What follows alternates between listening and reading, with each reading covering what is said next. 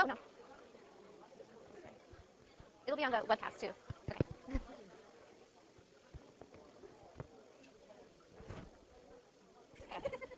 Siamese twins.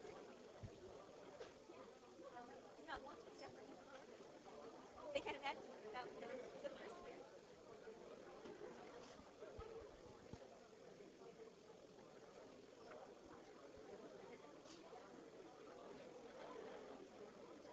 Yeah, no, that's.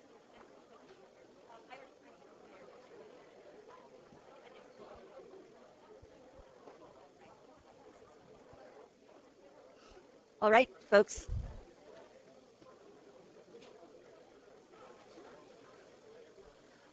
All right, all you friendly people there in the human realm.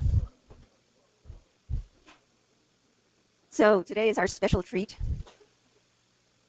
We have a distinguished guest lecturer, Jennifer Daubenmeier, who was a graduate student here.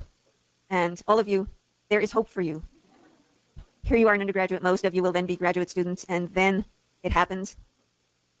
That part is over. And what's next? And Jennifer did a very, at the time, very unusual and innovative work for her dissertation on the effects of yoga on women's relationship with their bodies. And thereafter, wanted to stay in this area, which everyone wants to do and nobody can do, but she did it. She's now working with Dean Ornish doing research, and she's going to tell you about all the things you've been waiting to hear about. Some of you just chomping at the bit, and it's happened, it's here.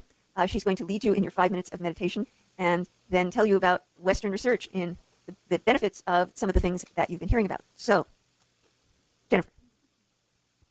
Thank you very much, Professor Rush.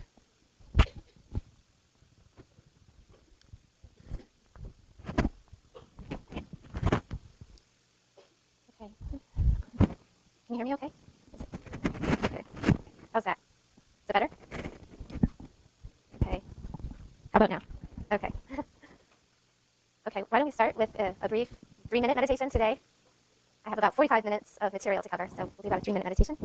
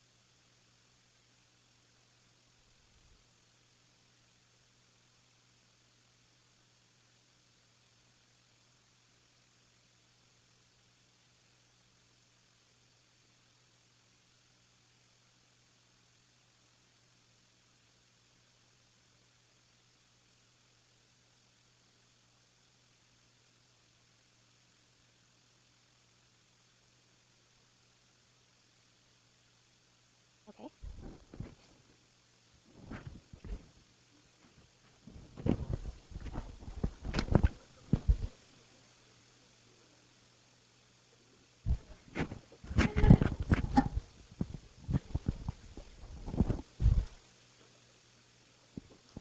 Okay, the title of the talk today is The Benefits of Meditation for Mental and Physical Health, an overview of Western scientific research. In this talk, I'd like to briefly mention the growing interest in meditation research in the United States and provide a general overview of the field. And then specifically talk, yeah. Yes, this will be webcast, so feel free to not take notes, you can watch it again. There is a lot of words on the slides. Okay.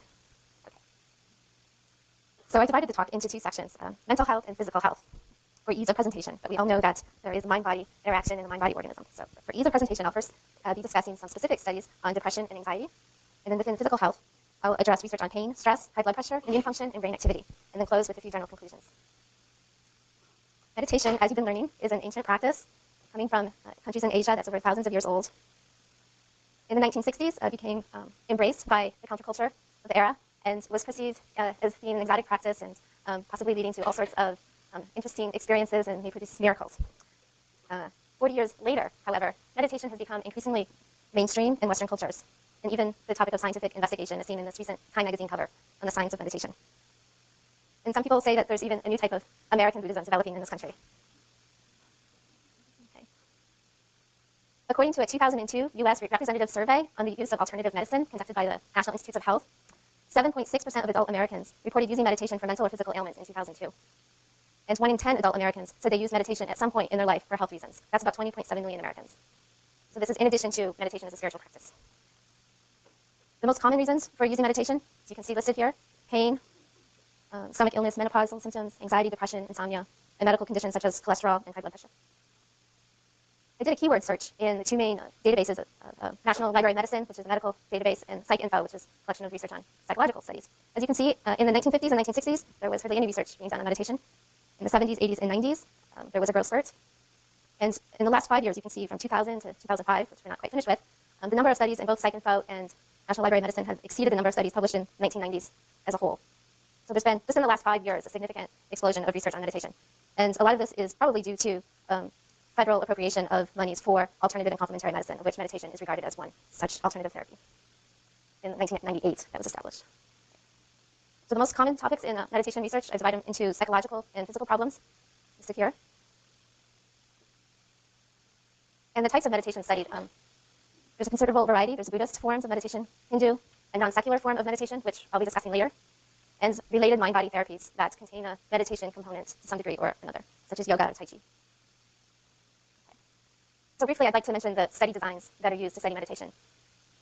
In the beginning, advanced meditators were observed as they meditated, and physiological changes were noted. This sometimes involves researchers going over to find these people in remote locations to study them. A second technique has been to compare advanced meditators to non-meditators.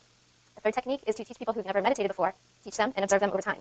Finally, the gold standard of research is to randomly assign some people to learn meditation while others do not, so you can control for possible alternative explanations for any effects. So the people not doing meditation might be put on a wait list or receive another type of treatment. So today I'll be talking about the most highly regarded studies in this field, most of which are randomly assigned studies. Okay. So let's talk about mental health, in particular reducing depression and anxiety. The program that's in vogue right now, that's receiving the most federally funded monies, is the Mindfulness-Based Stress Reduction Program. And this program was founded by Jon Kabat-Zinn at the University of Massachusetts Medical Center in 1979. And it was designed for patients who were falling through the cracks in the medical system. That the physicians didn't know what to do with them, so they referred them to the stress reduction clinic, as it was referred to at the time. And they were enrolled in an 8-week course where they met weekly for a 2-hour class. They had homework assignments, which was to practice meditation an hour a day for 6 days a week. Currently, there's over 240 of these programs in hospital sites and community centers around the country. What is mindfulness meditation? I know you've been reading about this, and Professor Raj has been explaining to you as well. Jon Kabat-Zinn describes mindfulness meditation as a moment-to-moment, non-judgmental awareness cultivated by paying attention. There's 3 main program components. The first, participants learn a body scan, where they actually lay on the ground and bring awareness to body parts, physical sensations, any tension they might be holding in their bodies. Secondly, they learn a sitting meditation practice, where they observe the breath, and when attention has wandered to thoughts or other sensations, those are noted and then let go, and then attention is brought back to the breath. And finally, they also practice gentle yoga postures, done with mindful awareness. Okay. And the practice of meditation is, the attitude of which one practices meditation is very important in this tradition. And so just briefly, I've listed the 7 key attitudes that Kabat-Zinn discusses with his participants. Not judging your experience, having patience, having a beginner's mind, being open to experiencing your experiences for the first time, trusting yourself, non-striving, acceptance of things as they are, and letting go. Recently, researchers have proposed a theoretical framework for explaining how meditation might affect depression and anxiety and other mental health problems. They've come up with a self-regulation model of mindfulness. And it's pretty simple. As you can see, when what is exactly what one desires, there's a sense of satisfaction and well-being. However, when what one currently has is not what one desires, there's a sense of fear or frustration or other negative emotion, and a desire to reduce that discrepancy. And when the desire is really important to our sense of self, and the discrepancy is not reduced, and if the desire is to avoid a potential negative event, such as not failing an upcoming exam, we may begin to worry about it, leading to anxiety.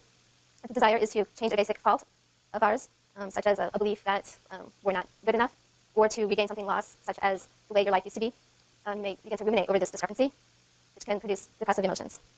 Other painful discrepancies can lead to a desire to escape awareness of them.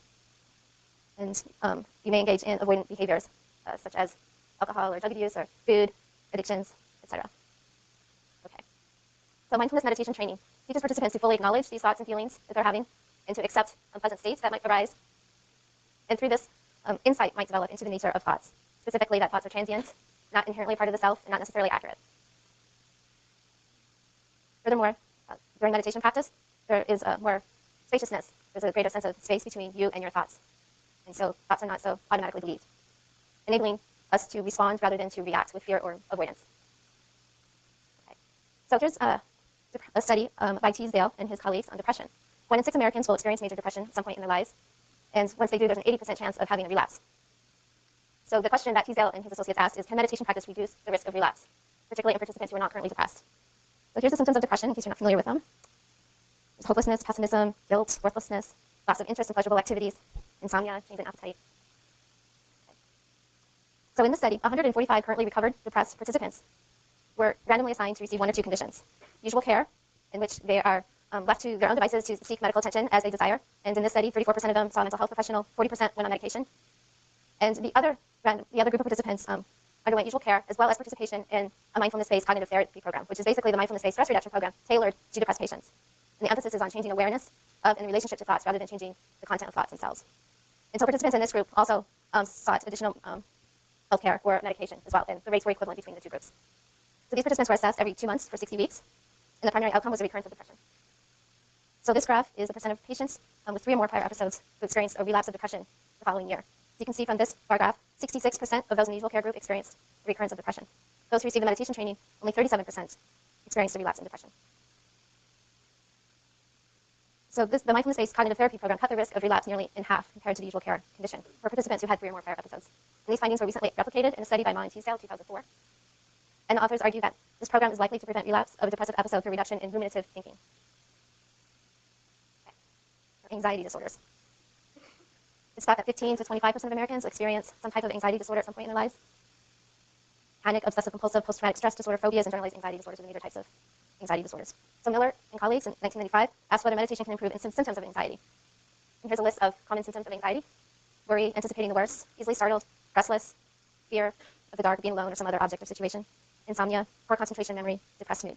And there's also a number of physical symptoms, such as muscular aches and pains, shortness of breath, nausea, blurred vision, dry mouth, urinary frequency. So in this study, 22 medical patients who were also diagnosed with an anxiety disorder were enrolled into the mindfulness-based stress reduction program. And they completed assessments at baseline, immediately after the intervention, and then 3 years later. So here's results for a typical standard Hamilton anxiety scale. At baseline, the participants had moderate levels of anxiety. Immediately after the intervention, their anxiety was reduced to a mild level, and this reduction was maintained at the 3-year follow-up. And furthermore, 89% of the patients in the study agreed that the program had a lasting impact on them, and they continued to practice meditation during the 3-year follow-up. And they observed no difference in improvement between those who were on anxiety medications and those who were not. And this degree of improvement was similar to the reductions observed with anxiety medications and other therapies. So in conclusion, mindfulness meditation training may facilitate improvement of anxiety disorders through increased self-regulation and self-control. And so meditation may be used as a complement to conventional treatment. At this stage, we're not recommending to just practice meditation alone, but to also see a psychiatrist as well. Okay, now I'd like to move on to physical health and function.